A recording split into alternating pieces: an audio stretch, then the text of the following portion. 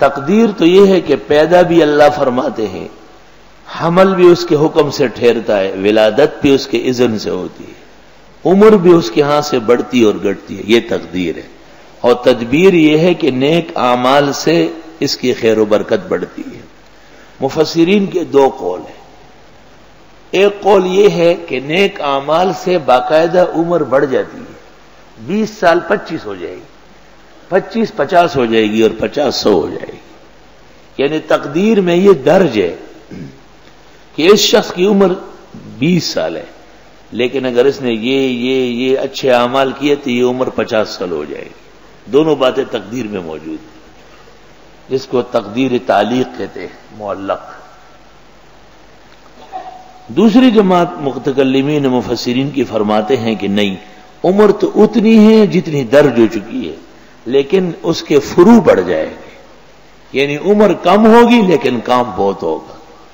مولانا محمد قاسم صاحب کی عمر 40 تک نہیں پہنچی، مولانا عبدالحی لکھنوی 50 تک نہیں پہنچے، لیکن 87 کتابیں لکھی، اور مولانا قاسم نے دارالعلوم دیوبند جیسے خیر کا ادارہ قائم کیا، بخاری کی تعلیقات مکمل فرمائی۔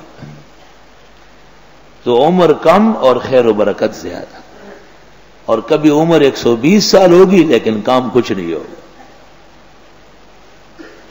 چنانچہ علماء نے اس پر بھی بحث کی ہے کہ صحیح اور مریض کی کیا تعریف ہے۔ تو اطباء تو کہتے ہیں کہ جس کے عناصر اربعہ ٹھیک ہو وہ صحت مند ہے، اور جس کے عناصر اربعہ میں سے کوئی عنصر کم و زیادہ ہو جائے وہ بیمار ہے، یہ تو جان چھڑائی ہے، کتنا ختم۔ لیکن علماء کہتے ہیں کہ نہیں، صوفیاء کرام وہ فرماتے ہیں کہ جو دین کا کام کرے وہ صحت مند ہے، اور جو دین کا کام نہیں کر رہا ہے وہ بیمار ہے۔ 88 میں دور حدیث بھی شروع ہوا اور دور تفسیر بھی، دونوں جب ختم ہوا دور تفسیر شروع ہوا، 88 دونوں سال۔ تو ہمارے استاذ مولانا رضا الحق صاحب افریقہ سے آئے، طالب علموں نے بتایا کہ 7 پارے پڑھا کے مولانا صاحب کی ٹانگ ٹوٹ گئی، اور بقیہ ایسے لیٹ کے پڑھا لیا، بخاری ترمذی دونوں۔ تو مولانا نے فرمایا کہ یہ تعریف طے کرنا چاہیے کہ بیمار اور صحت مند کس کو کہتے ہیں۔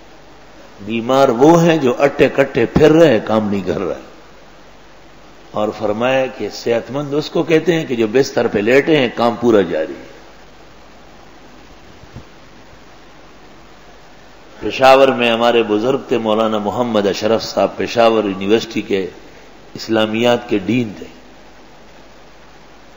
تو ان کی خیر و برکت کی وجہ سے پشاور میں کوئی پروفیسر، کوئی لیکچرار بغیر داڑھی کے نہیں تھا، اور مولانا کے کمرے کے سامنے اسٹوڈنٹس اور پروفیسر کھڑے رہتے تھے، ان کو 1 گھنٹے سے دوسرے گھنٹے میں لے جانے کے لیے دونوں ٹانگیں نہیں تھی۔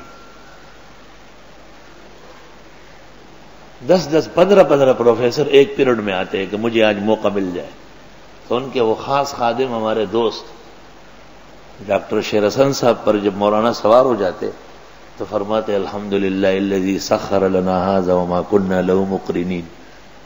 تو ڈاکٹر شیر حسن کہتے ہیں مولانا سے ایسے ہے کیا پڑھتے ہو؟ کہا شیر حسن خدا نے نہیں آپ کو میرے کام میں لگایا، میں کچھ تنخواہ دیتا ہوں۔ ہاں سبحان اللہ الذی سخر لنا ھذا وما كنا له مقرنین، یا رب لک الشکر والحمد۔ ان ذالک علی اللہ یسیر، بے شک یہ اللہ کے لیے بہت آسان ہے۔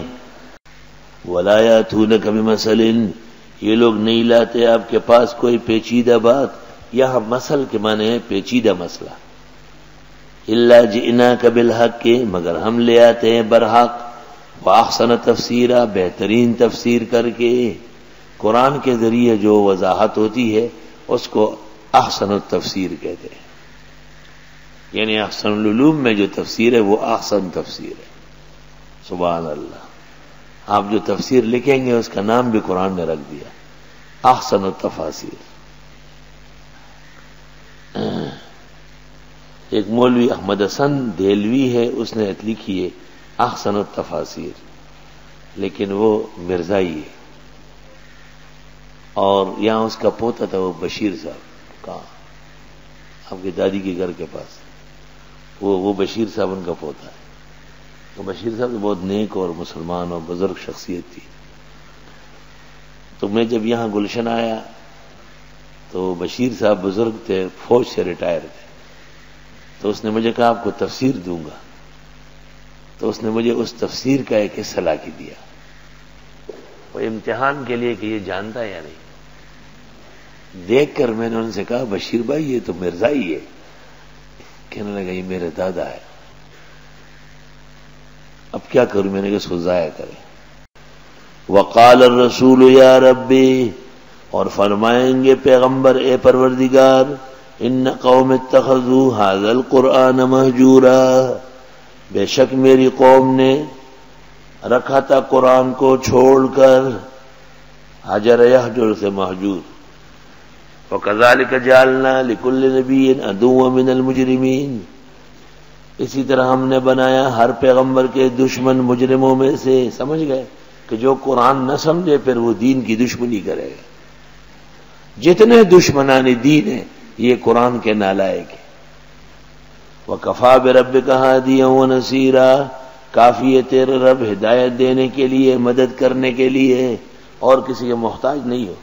وقال الذين كفروا، ایک اور اعتراض، کہنے لگے کافر، لولا نزل علیہ القرآن جملۃ واحدہ، کیوں نہیں اتارا جاتا اس پیغمبر کو قرآن اکٹھے، جیسے توریت انجیل زبور اکٹھے ملے تھے. یہ تو تھوڑا تھوڑا آ رہا ہے.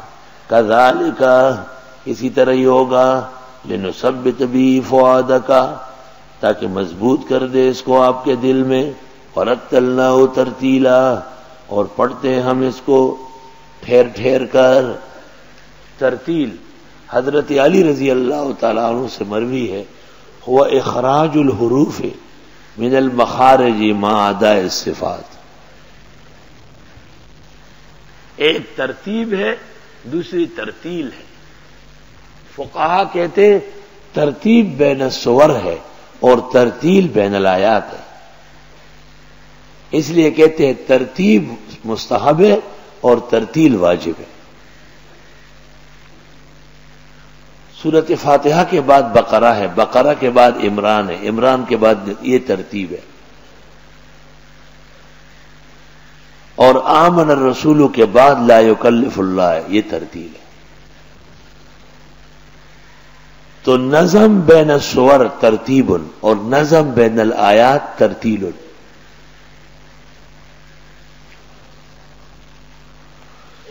ایک سورت سے پہلے پڑھی گئی یہ استحباب کے خلاف ہے، اور ایک آیت سے پہلے پڑھی گئی یہ وجوب کے خلاف ہے.